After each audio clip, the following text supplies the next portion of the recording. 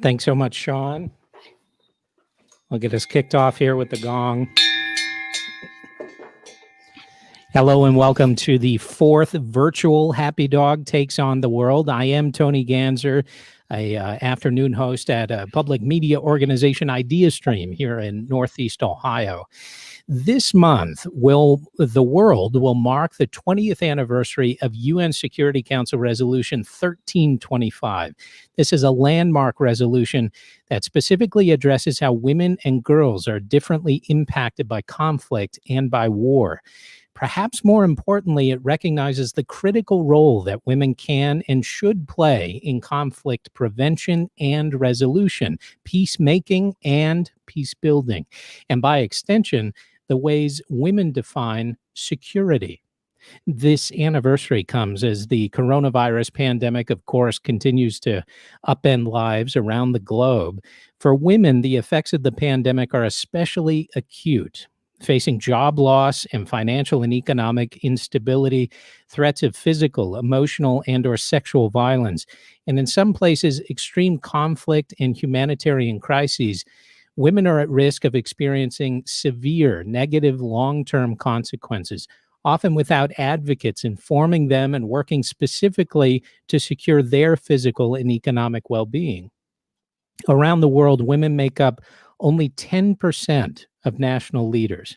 And today we'll talk to a panel of experts in women, peace, and security about this unique moment in time and what it means for women and the future of women's rights globally. Tonight, I'm joined by Sharon Bhagwan-Rolls, board co-chair for the Global Fund for Women. That's a grant-making foundation that promotes women's human rights and women's programs around the world. Ms. Bhagwan-Rolls is a well-known feminist activist in Fiji. Thanks so much for being here. Thanks for having me, and Bulavinaka from Fiji Islands. Oh, fantastic.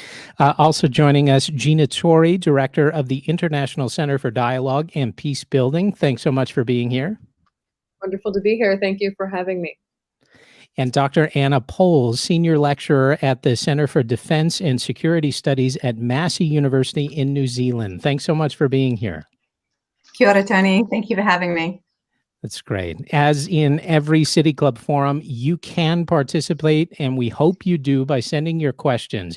You can text them to 330-541-5794. That's on your screen, 330-541-5794. You can also tweet them at the City Club. Somehow, through a series of tubes, they will make it to me, and I will fit them into this program. It should be really great to have your participation. So just to start, maybe Gina and Sharon, can you maybe put a little more flesh on the bones of 1325 and kind of explain how big a deal this is, and then quickly get us now 20 years on from that? Maybe Gina, you want to start? Well, I'd like to start with the beginning. The Security Council was around for about 40 years before they even thought about the inclusion of women and girls and the impact of war and whether or not it was important that they participate in post-conflict peace building. And so if you can imagine, in 2000, the first resolution on women, peace, and security, Resolution 1325, the 1,325th resolution passed by the Security Council, was passed specifically recognizing women's the importance of women's participation in situations of conflict, recognizing that they have different needs and that war impacts women and girls differently, and that their participation inside of political life is essential. And I like to, when I talk about 1325, I like to say that this is the first resolution that literally grew legs and walked right out of the UN Security Council. And she was picked up by women building peace all over the world. And so on this level, this resolution was not just landmark, but absolutely extraordinary. And it was also extraordinary from a political perspective because this resolution was not brought by one of the major superpowers. This was brought by a non-permanent member of the UN Security Council, Bangladesh. So you don't have to be the most powerful or the biggest to do something world-changing and extraordinary. And certainly Sharon has done some amazing work in Fiji, across the Pacific and across the world. And so she is known to all of the leaders carrying the women, peace and security torch as an important figure over the last 20 years. And so while there is still a lot of work to do, I have to say that a lot of extraordinary work has been done. And so Sharon, Thanks, Gina. I mean, I think for me, the 1325 is really an important legacy of the women peace activists from around the world, including in my own Pacific Island region, who were advocating, organizing throughout the 60s and 70s, you know, into the UN Decade for Women around issues of demilitarization, anti-nuclear movement, decolonization as well. And Pacific Island women, including women who I've had the privilege and honor to work with from Bougainville, were part of the group of women at the United Nations who presented the petition for this Security Council resolution, as Gina said. And I think what's been important in terms of the localization agenda starts with my story, if you want.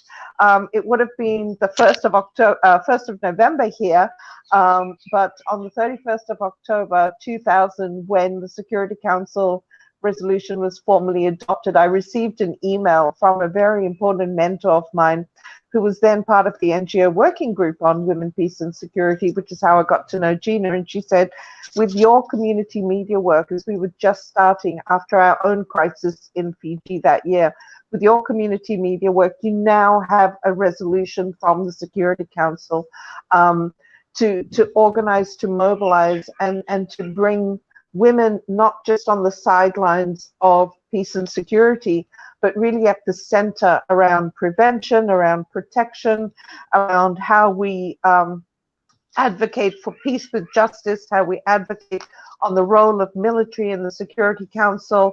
And that's how we're doing, that's how I got to know about the resolution, and that's how we started to localize it. So Gina's very right in saying that it literally sailed across from New York all the way to the Pacific as a way of saying that this is not going to be just limited to the Security Council, but this is about women's rights in the context of peace and security at the United Nations. Tony.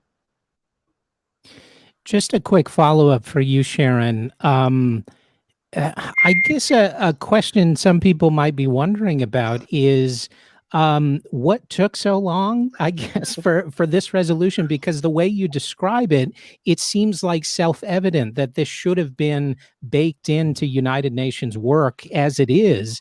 And yet we're talking just 20 years on from a resolution where everything you're saying, again, it seems so self-evident, and maybe that's 2020 perspectives being applied on that. But maybe can you give us a little context?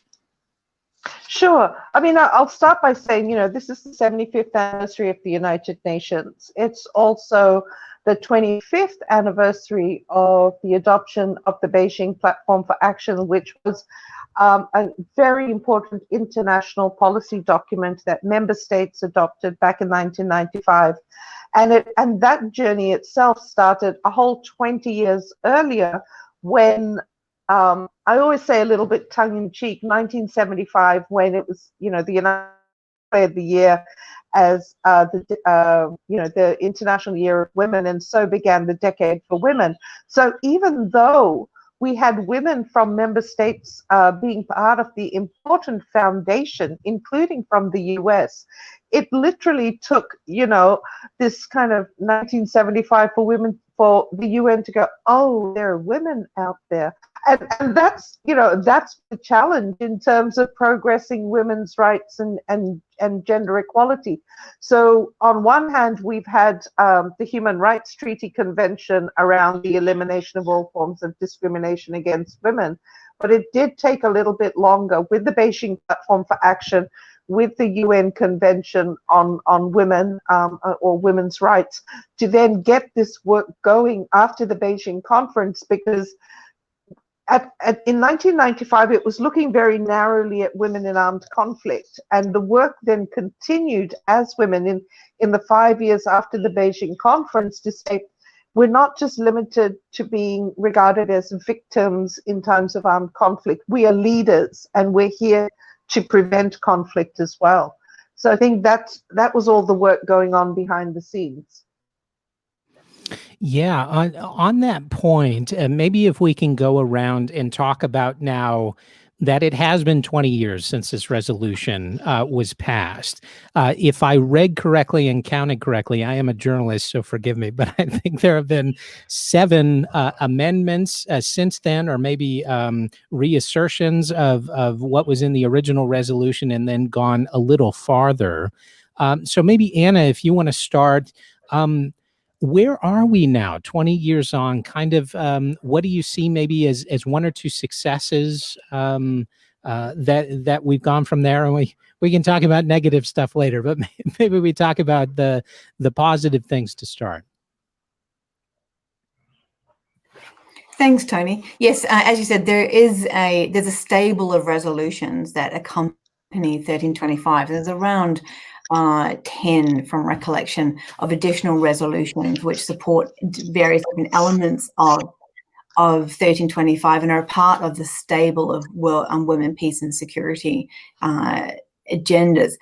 So what are some of the positive things that we've seen is increasingly an understanding of expanding the definition of women in peace and security. We're finally getting beyond this idea of just add women and stir, and that's sufficient, but really understanding the need to look at broader issues and the role of women in not just conflict and war, but also in climate change, humanitarian disasters, pandemics, as we find now, sexual and reproductive health, food security, all of these various different elements and dynamics in which women's involvement is absolutely critical are now increasingly being seen as important parts of the conversation. And we're starting to, certainly in New Zealand, and we developed our first National Action Plan in 2015 and are now currently this year developing the second National Action Plan. There's increasing awareness of the importance of involving civil society in the conversation as well. So that's a real positive, but also looking at both internal issues too within New Zealand, such as very high rates of domestic violence, as being critical to New Zealand's WPS agenda. So it's not just about offshore policy, but also about those domestic factors which shape and influence women, peace and security as well. Tony. Just a quick follow-up on that before we go to Gina with some positive thoughts. Thinking about this domestically, that reminds me something I read. It was criticism of the UK's approach, saying that their national action plan was given to the Foreign Office, and essentially it was considered this is a foreign thing. We don't need to worry about these priorities domestically. But it sounds like New Zealand's taking a different approach. Well, we're not quite there yet, Tony. Unfortunately, a similar thing happened in New Zealand, where the New Zealand Defence Force very much has picked up the WPS, and the Ministry of Defence certainly has. Similarly, to a lesser degree, with the New Zealand Police as well, in terms of their offshore deployments. But it's also part of this kind of othering that goes on as well, and the sense of. So women, peace and security issues, Resolution 1325 and the other related resolution are all things that we do offshore, we do overseas as part of deployments, for example, into the Pacific, rather than some internal reflection to look at how these are playing out in New Zealand. And we have significant issues in New Zealand where there's intersections between domestic violence, Indigenous rights, and so forth that we need to be thinking about in the context of New Zealand. So there's hopefully going to be, we're going to see a shift, perhaps, hopefully, in the second National Action Plan this year. But we'll have to come back for another conversation about that after once that's out. Happily, we will. Gina, maybe some initial thoughts, some positives here 20 years on from 1325.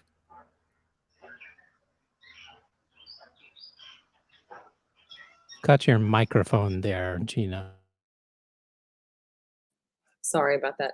While it's important to focus, while there is still a lot of work to be done, it is important to focus on some of the positive things that have happened over the last 20 years. Part of that is an increase in women's political participation. I think that Security Council Resolution 1325 and the subsequent resolutions really put women's political participation squarely, not just on the agenda of the UN Security Council, but across, for instance, the United Nations system as a whole. And I think that you now see many more leaders within the UN system who are women. And even though the peace table still has a lot of men around it, there are increasing numbers of women mediators, women mediator networks, and women who have who've taken on this agenda, as Sharon has shared across the world. And I think that this has also led to the emergence of younger women and girls who have grown up in a time where women's political participation matters and is possible. And so one of the things that I've observed is that, for instance, climate has been picked up by young women all over the world as their women, peace, and security issue of their time. And so you'll see huge numbers of young women campaigning for climate and for the improvement of our climates. And I think that has a lot to do with the women, peace, and security agenda. I think they've been inspired, and I think they've picked up issues such as climate change as a peace and security issue. Great. Sharon, positive thoughts here 20 years on? I'll pick up on the climate change issue because back in 2015, our neighboring island of Vanuatu had experienced a massive hurricane, as you refer to them in the US, so Category 5 storm, which was completely, it basically decimates island communities and villages. And we were meeting as a network of peace builders in Fiji, and environmental security came up as an urgent issue for us. So we started to unpack the issue around why are we talking about, or how do we make that connection between what has been seen as peace on one hand, development over there, and humanitarian in another area. And so as the Pacific, we lobbied hard. And we got in a new resolution adopted that year, as following the global study of 2015, Security Council Resolution 2242, which had two words, which was so important for us as Pacific Island women, and that's climate change. And so it brought our issue into the Security Council. It has taken a little bit of time, but now you can see that the Security Council is starting to talk about climate change and climate security a lot more. And as Anna said, that resolution, I think, was important not just for us, but peace activists around the world who were also talking about health pandemics. And so the WPS agenda for me has been an opportunity for us as women on the ground in our local communities to really demonstrate what peace and security means for us. This year in Bougainville, just as women are continuing to sustain the peace after armed conflict, after a referendum at the end of last year, they have been able to use their skills in peace negotiations to secure a seat or two seats at the Disaster Management Committee addressing COVID-19. Otherwise, women were out of that.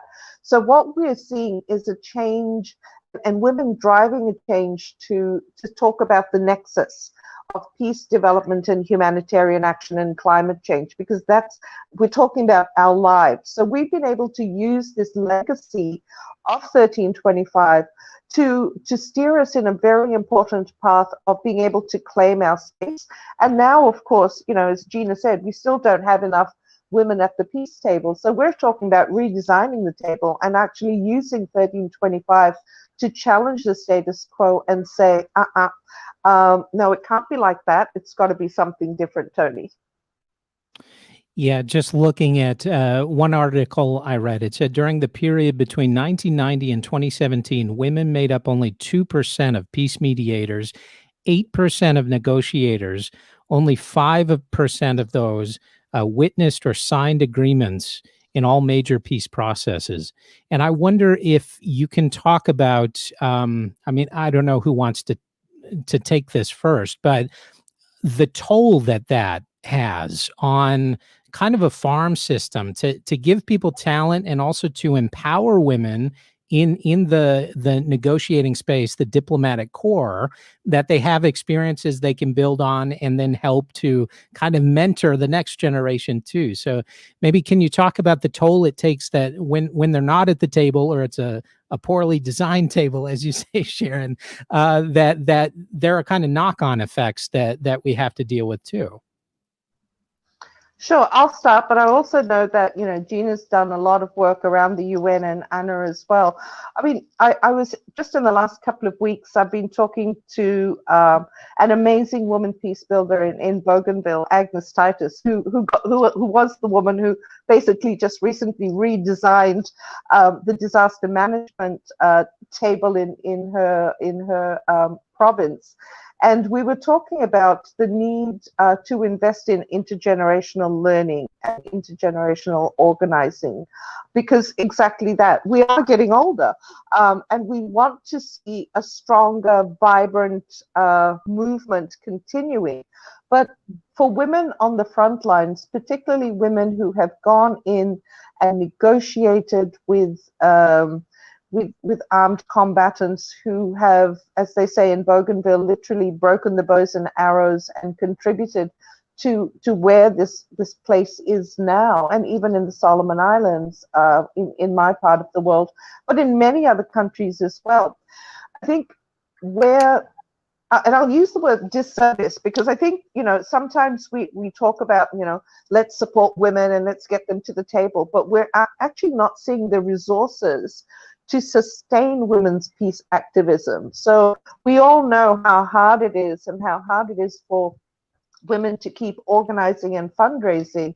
And that's where, my work and my engagement with an organization like Global Fund for Women is really important, because it is about mobilizing resources to get to the women on the ground, so that exactly that, they have time for self-care, they have time to pause, they have time to reflect and re-energize and get into the political process, because it's ongoing. Peace building, peace activism, it's not a project, right, Gina and Anna?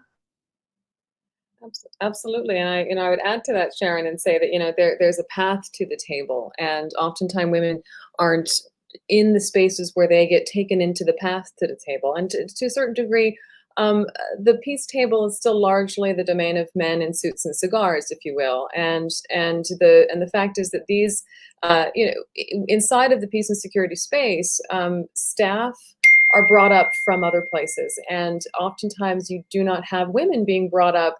You have men who are finding, good younger men and bringing them up. And so it is a kind of all boys network where the boys are there and they're bringing up the younger boys, and there really isn't yet an old girls network. And so oftentimes when you have mediations, when you tend to have lots of men in the space, because that's who's been in the space as staff, as mediation support staff, in national governments, and so to a certain degree, this path to the peace table is systemic in terms of making sure that women are also being brought up inside of these positions, and so we don't have to kind of go around hunting for women mediators. They're out there, but they're not part of what has been sort of the status quo. Did you have thoughts on that, Anna? Yes, I'll just add to a couple of things that Sharon and Gina have said. So the absence of women hits at all levels, and I'll just give you sort of a couple of examples of that. So for instance, the lack of women at the peace table has direct implications for a conflict being resolved long term. And there's been significant amount of research done on that. And in our own region, in Sharon, my region, in terms of Bougainville, we know that from the successes of those peace agreements signed in areas which are matrilineal, for instance. And we know this also from other areas around the world where peace agreements have held, and statistically the involvement of women is critical to that. But we also know in other areas, so for instance, I'll give an example from Cyclone Winston, which Sharon mentioned earlier, which with respect to even understanding the on-the-ground implications of when a force, a military is deployed in and is setting up a camp for internally displaced and is building toilets, for instance, latrines, far away, thinking that that would provide privacy, as opposed to that actually becoming a security risk. And I've seen this in various different scenarios in the Pacific and in Southeast Asia.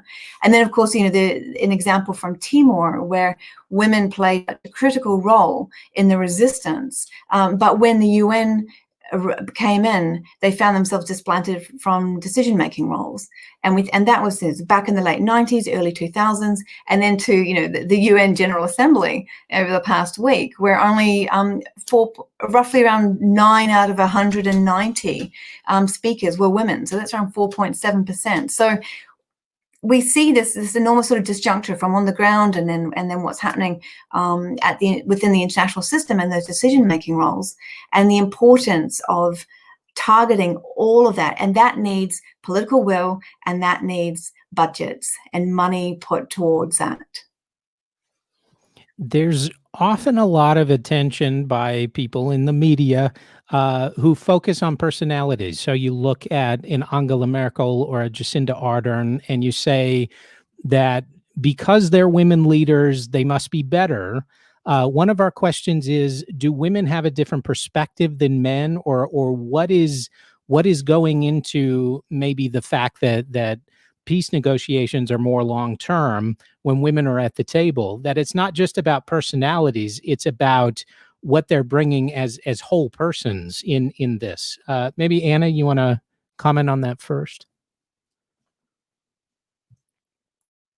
Sure. Thanks, Tony. Yes, I mean, certainly through 2020 and with the pandemic, there has been a lot of focus on the fact that countries that are led by women have systemically better outcomes with respect to the pandemic, shutting down earlier, locking down earlier, and less deaths than those countries not.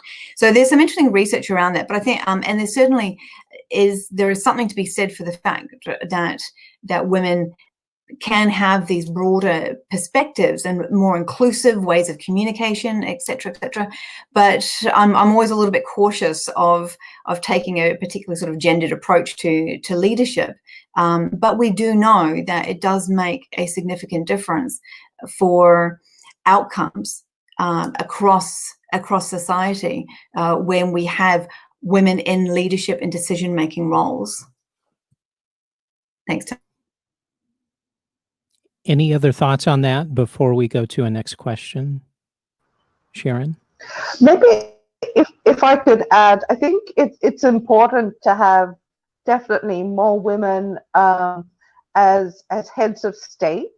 That does make a difference. I mean, not just in terms of optics, but obviously it shifts, because as Gina said, otherwise it's the men in suits, so the men who've had guns and their boys at the table. But I think we also need to invest in women's leadership at the official level. So, because we know negotiations happen not just when the head of state is there, but how do we also ensure that there's a cross-government and accountability to equality, to the equality agenda, to the peace agenda, and when you put those two together, the human rights agenda, that it is about men and women together, and making sure that you change that. So we have to also change the thinking and the mindset of men, and at the same time supporting women's activists to be in those official spaces. If 2020 is going to change anything, it's got to be that governments, intergovernmental organizations, including the United Nations, have got to be able to find a way to redesign the table so it's not us coming in, from the outside and knocking on the door and saying, can we make 1 3-minute intervention? We've got to be included in that shared decision making to reach those positive outcomes. So I think it's a start, but we need to have more women in leadership right throughout. And in countries like in the Pacific and other communities, it's also important to recognize women's role in traditional leadership, women's roles within the faith communities as well, and building different levels of leadership, young women's leadership in academia, in research institutions. So I think there's a need to kind of really build up women's leadership across the board. Yeah. Gina, did you have thoughts on that? Yeah, and I think it's also important to ask the question, which women? Many women lead differently. But just as Anna said earlier, throwing a woman in a mix isn't always the best result. And so we also have to be conscious of the fact that it's not just adding women in mix, but that which kind of women also matters. I am fitting in your questions as we go. If you have a question, you can text them to 330-541-5794. It's on your screen, 330-541-5794. You can also tweet them at the City Club, and they're popping up on my screen here. One question, I'm not sure who wants to take this, so please volunteer, but how does the Women, Peace, and Security, WPS agenda fit into the larger women's rights agenda for the UN? Are they complementary? Are they competing for resources in some ways? I wonder if someone wants to jump in. Sharon? Thank you. That's a really good question, because I think, broadly, everything about women's rights is really important. And for me, the peace and security agenda, women's rights in the context of peace and security, is very much part of the broader drive to ensure that there is equality in development space, in the peace building space at the community level. My personal reflection has been that for some time, there was a little bit of a gap, because maybe the thinking that peace building isn't pushing hard enough, even though we've had the WPS agenda has to be seen within a human rights framework. And similarly, some of the peace builders that I've worked with don't necessarily understand and see the human rights framework. So it's once again, it comes back to supporting the different groups to be able to work together and understand the different ways of work. We're not all homogenized. We're not one sort of lump of, here are the women. So I think it's always good, conflict isn't bad when you are sort of testing and engaging with each other. But the competition of resourcing is not about the competition within the women's groups. I think the issue here around resourcing is whether there is actually equitable resourcing from member states at the United Nations by our governments into the gender equality, women's rights, peace and security agenda. So when you've only got, $5 and there are 10 of you, you're going to scramble for whatever you can get. But if the pot got bigger, as in terms of the commitment to the agenda, then we would have a greater and deeper collaboration than simply trying to look for resources. So it comes back to the fact that we don't have enough resources for women's rights, peace and security, gender equality. And to add to that, Sharon, that's where, in terms of member state participation in the UN, this is where the United States could actually play an important role. The United States, compared to other countries, does not give as much extra allocated funding to these kinds of issues. We have countries such as Norway and the United Kingdom and a few others who give extra to the pot for gender equality, which includes women, peace, and security. But the U.S. has yet to step forward and to spend just as much of an extra allocated, not general budget, but extra allocated resources to the United Nations. And if they did that, this would change the face of the world. And the lack of U.S. leadership in this regard has been detrimental to gender equality issues and other issues across the board at the UN. Maybe can you expand on that, Gina? Because I know the Obama administration signed a number of executive orders related to a WPS agenda. Secretary Hillary Clinton famously was championing women's and rights for girls as well around the world. So where does the U.S. stand here? Is there a firm commitment, I guess, in the United States national security complex, or is it something that's fairly fickle that can change depending on who's in the White House? It's fairly fickle, but commitment by our elected leaders in Congress and Senate to supporting the work of the United Nations is incredibly important. And this is one of the reasons why the UN has been systematically underfunded for decades by the United States.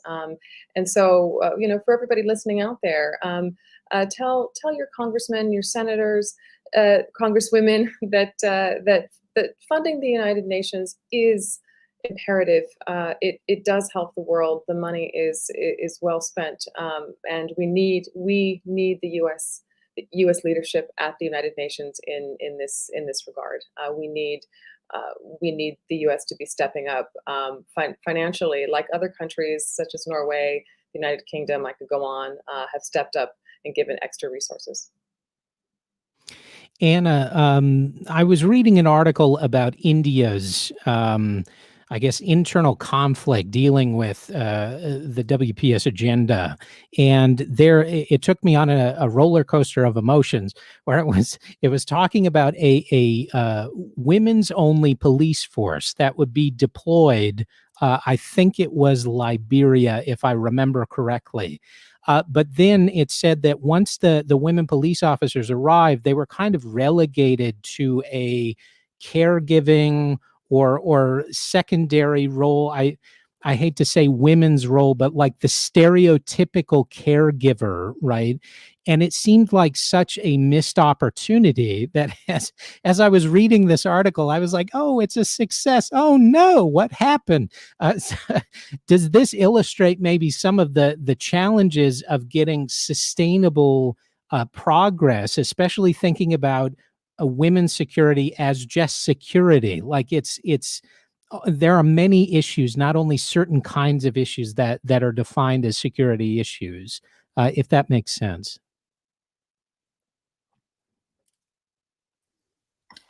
Yes, I think so. And certainly that example of the women's police contingent in Liberia, and there have been other examples as well of smaller initiatives that have taken place. The idea being that women, it would enable access into parts of those societies in the host countries, whether Liberia or elsewhere, which would be obviously beneficial for a number of reasons, not least of all, having a better understanding of what the issues, the insecurity that those women are facing, that societies as a whole are facing as well, getting a broader, deeper picture of it. But we see often, these things are often very much missed opportunities. There was an example from Timor in 2007, where a women's unit was informally stood up by the commander, by the mission commander, because he saw the importance of having women in key roles, being able to, in terms of outreach, in terms of being able to gather information and intelligence and so forth, but also building those ties between an intervention force and the community. Unfortunately, often these initiatives are championed by individuals, and when they're replaced, they fall down as a consequence of that. But that group that unit was particularly helpful because women knew exactly what was going on in society, and they also knew how to fix it. And in order to have access to that information, you need to have various different actors involved in that. And there's a term that's often used as sort of women as force multipliers in the military, and that's quite an ugly kind of way of framing it. But certainly having units of women who are able to get a far deeper access into societies than necessarily other units is incredibly beneficial and just makes good sense. It's remarkable that it hasn't really been stood up as a sort of a standard practice. But also, it's also important there too to ensure that men are also incorporated into that as well, so that they can also learn from that experience and see why it's important. So it doesn't just become a women's activity, but rather it becomes, and I hate to use this phrase, but kind of mainstreamed across all operational activities. But so there needs to be buy-in. There needs to be buy-in from those involved in that as well. So it's actually that unit actually did have some real successes in Liberia in terms of being able to build trust as well too with women, and so I would hope that we see more of that and more of an understanding, as we've seen in Afghanistan as well too, with the women's units there, more of an understanding of the role that women can play, both at the so-called kind of pointy end of security, but also more broadly across all elements of security too. Tony? Do you have thoughts to expand on that, Sharon, especially this idea that Anna was talking about, that individuals maybe are putting forward ideas or trying to embrace a new way of thinking or standing up against a system that is stagnant, to put it in a nice way, to make more fundamental change in these directions? Absolutely. I mean, like I said earlier on, the Women, Peace and Security agenda from within the Security Council is really a transformative agenda. So I think, it's not a stagnant, it's not just words on paper. And from the localization approach, from the series of reviews that have taken place, the review of, peacekeeping operations also in 2015, I think there's been a real opportunity to also take this agenda and what women have been saying into the other arms of the UN system that is addressing peace and security. I was recently interviewing a woman, actually, a police officer from Romania, who had been deployed to Haiti. And she had done 2 deployments, and it was really interesting to hear her experience around the work that she was able to do in communities in training the local police force. And so I think these are the little stories that need to be picking up as well, because the women who have gone out at the forefront, and I really am quite convinced that we need to integrate WPS far more into policing than just in terms of military deployments, for several reasons. One, it strengthens the national security agenda to be more accountable and more just. And we're seeing this across the globe on why we need better policing. And also, this is an opportunity. Policing is actually an opportunity, provides greater opportunity for women to come in and rise in the ranks. So I'm really proud of a woman from Fiji who is leading a police battalion in terms of UN missions. And she's, she has addressed the Security Council. She was the first woman from Fiji, so I'm a little bit jealous, but to address the Security Council and talk about peacekeeping. And so I think it's really important that we are getting, there is a growing accountability to women's participation. But I think around the whole peacekeeping and security sector, we need to be bridging the gaps and having activists talking to women who are part of the security sector as well to better understand. I've tried to do that because we need to understand their work experience, their, what has it been like in the field to better support each other and to move this agenda forward. So I think this should be part of, not just the next 20 years, but maybe next year we can all talk. A question, Gina, maybe. would you say American women are fully participating in security decisions? I guess you can think of that in a number of ways, but maybe from national security first.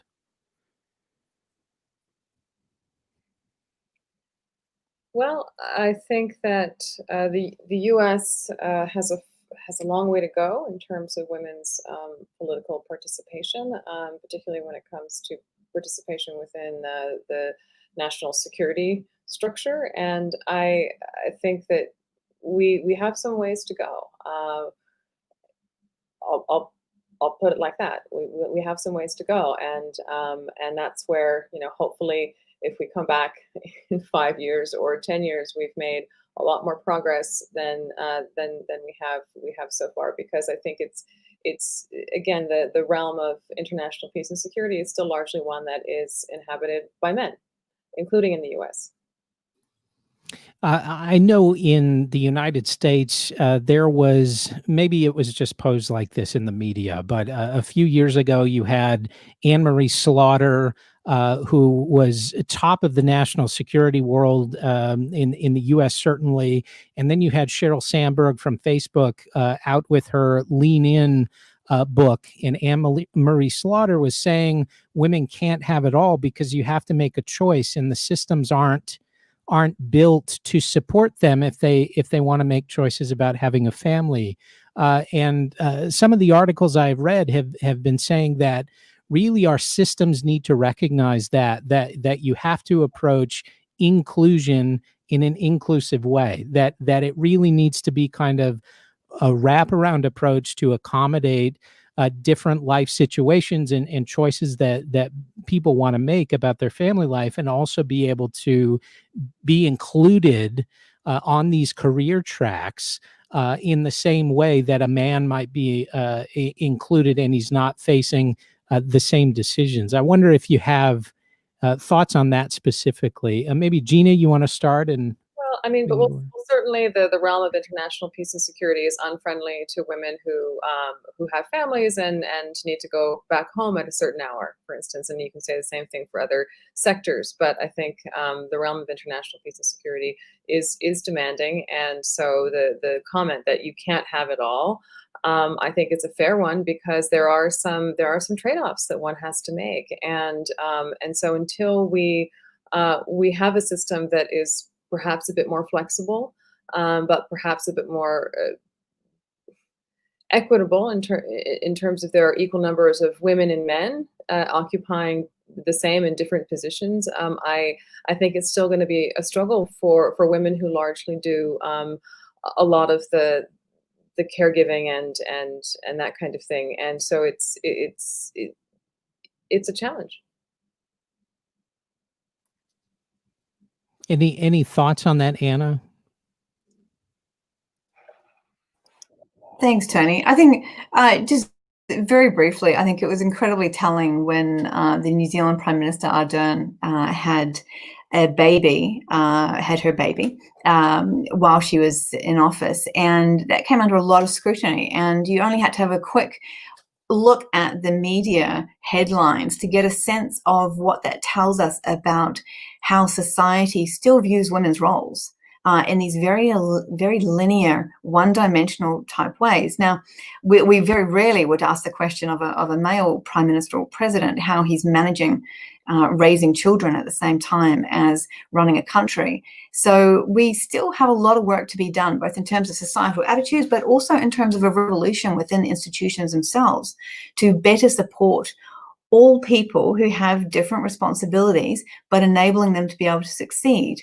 And this is something that certainly within universities, it's an enormous issue. I think that this is the pandemic and the past 6 to 8 months have really revealed the pressures put on people as a consequence of having to work and raise families from the living room. And this is something that a great deal more work needs to be done in terms of acknowledging the stresses upon women, but also in terms of supporting the choices that men want to make as well, too, which may be not those traditional masculine roles either. to go back to Sheryl Sandberg real quick. I think it was just last week in an interview with NPR that her foundation did a survey. It said 1 in 4 women who was surveyed was considering leaving the workforce because of this pandemic, just the stresses of educating their children and trying to keep their families together. So this is, I guess, where I want to go with that fact is the pandemic, could it endanger some of the progress that's been made, certainly over the last 20 years, but even farther in the time horizon? Because as we see in facts like that, women are suffering from the pandemic in an exponential way. And if there's still farther to go, and yet we lose ground in this pandemic, what do we do and what can we do? So maybe any thoughts on that, how the pandemic is going to affect where we are and where we want to go? Maybe Anna start and we can go around to everybody. Sure, Tony. That's a great question. There's a recent Save the Children report that came out, and it refers to 25 years of progress now being in peril as a consequence of the pandemic. And it lists a number of incredibly alarming statistics with respect to women and girls. Things like the economic impact on women and girls, and putting more into poverty, increasing, something like 1 million additional adolescent pregnancies in 2020. So these kinds of very real implications are incredibly important. But so is the fact that there was a survey done of around 87 different countries and around 115 or so decision-making bodies dealing with COVID responses across the world.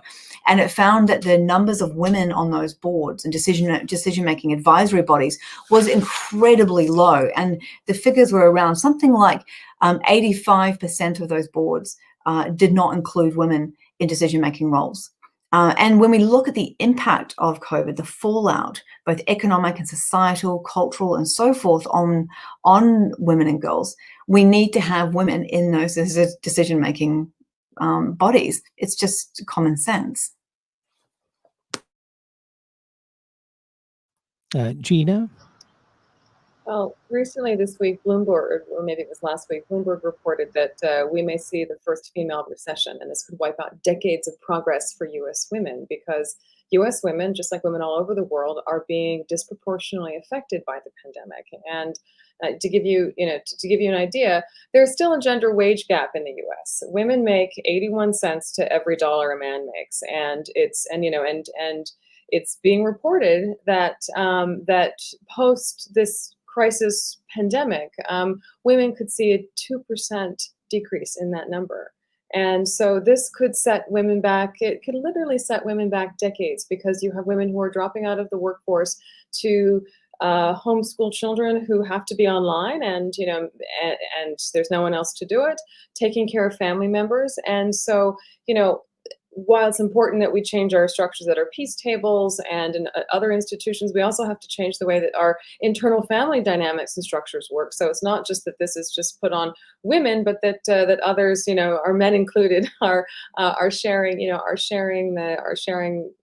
space and the responsibility. So I think that we're heading into a situation where we really need to look out for the welfare of women here in the U.S. and around the world to make sure that we don't have that slide. Sharon? I guess I was really lucky. I had a father. I mean, he was politically conservative. My mother was far more left-wing, but he supported her as a working mom, and he was the much better cook, I have to say. But I've grown up, I think, in a somewhat sort of traditional space, to see men in leadership. And I'm so glad, I have a feminist brother who's leading the Pacific Conference of Churches here in out of Fiji. So I think there's hope. But I just want to pick up on the fact that because both Gina and Anna have talked about the change that women's leadership brings. And I've been observing the impact on the US because of my role as co-chair of the Global Fund for Women, and I get to work with an amazing American woman, Latanya Matfret, who is, you know, the CEO of Global Fund for Women, and to see how she's not just driving work, but also being accountable to the women, the staff of the organization. And recently we were having a conversation about, you know, maybe people are going to have to be working 4-day weeks just to give them a break, because all of this extra work and pressures, and working out of the west coast of the US, where you've also had forest fires.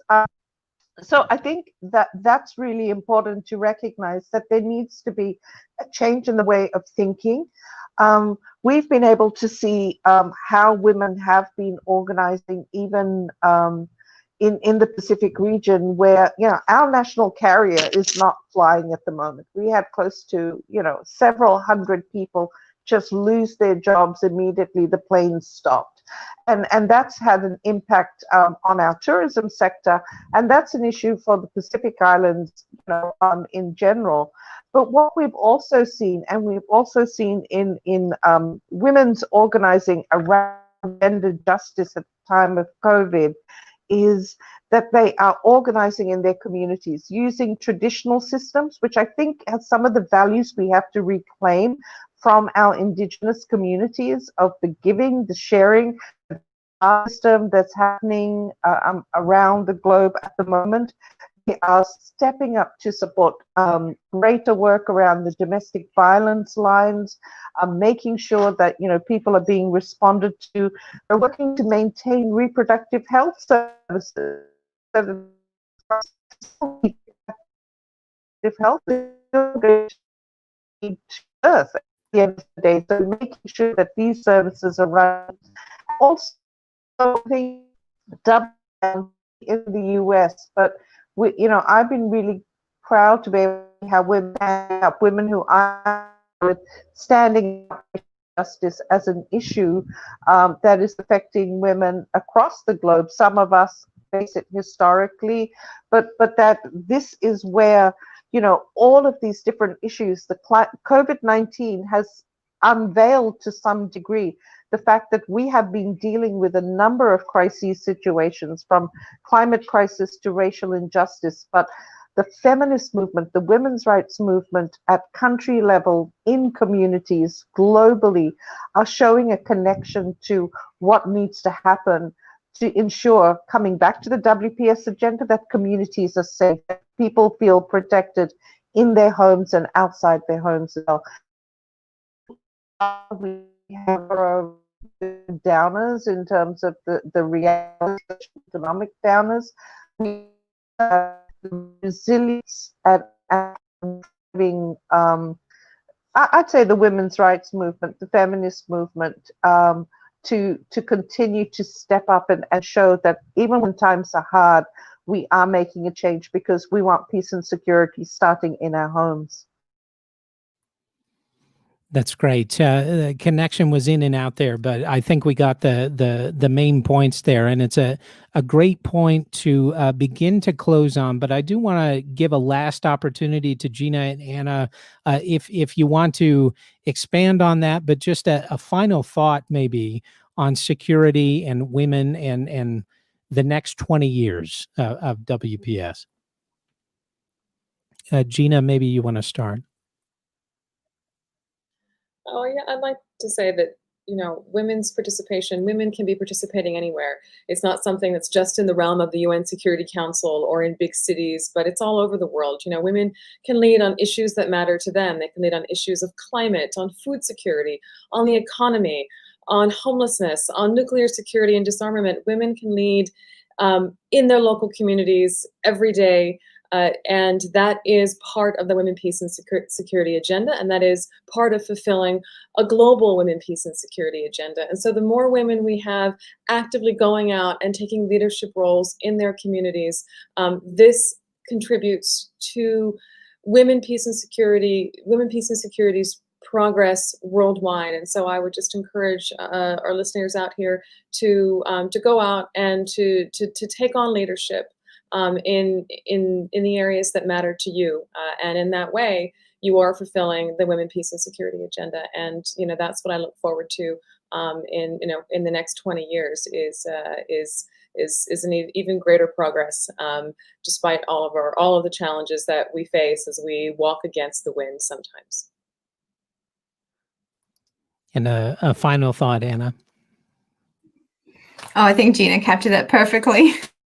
In fact, I think just to reiterate that the women, peace and security agenda is very much sort of everyday politics for women around the world. It's about the choices we make. It's about the leaders we support. It's about the accountability we call for amongst our leaders. And it's about the small things that we can do which make significant changes, even if it doesn't necessarily feel like it's on a global scale. But every action matters, and supporting women's groups, being actively involved if where possible, and for men as well. I think it's fundamentally important that they are enabled to confidently work in the space as well, to bring about the change that we all want to see. That's great. Thank you. And Sharon, just a quick final thought. Yeah, I mean, as I mentioned, financing is so critical, particularly when only 1% of international gender equality funding gets to grassroots women. And like I said, the WPS agenda, women's peace activists need to be supported and resourced, because this agenda is part of a transformative movement for us. It's intergenerational. It's part of a future that we're laying down for in our country. So, if you're in the US, get behind women's funds like Global Fund for Women, because they're supporting women in the US to do the kind of work that needs to be done, as well as women like me in my region and sisters across the globe making a difference. And we've got to keep the work going. So thanks for the support, but look forward to the continued support as well. That's great. Thank you. And thank all of you for joining us for today's virtual Happy Dog Takes on the World Forum, featuring Sharon Bhagwan-Rolls, board co-chair for the Global Fund for Women. Also with us, Gina Torrey, director of the International Center for Dialogue and Peace Building, and Dr. Anna Poles, senior lecturer at the Center for Defense and Security Studies at Massey University in New Zealand. Happy Dog Takes on the World is presented with the support of an anonymous donor and is a collaborative effort between the City Club of Cleveland, the Cleveland Council on World Affairs, the Happy Dog, the Northeast Ohio Consortium for Middle Eastern Studies, and IdeaStream. We do appreciate the partnership. All City Club virtual forums are sponsored by a number of organizations, many generous donors, sponsors, and members. You can find a full list at cityclub.org/thank you. You can join us November 10th at 7:30 p.m. as we contemplate the foreign policy inbox of our next president, whoever that may be. I am Tony Ganser. Our forum is now adjourned. Thanks so much for being here. Mm-hmm.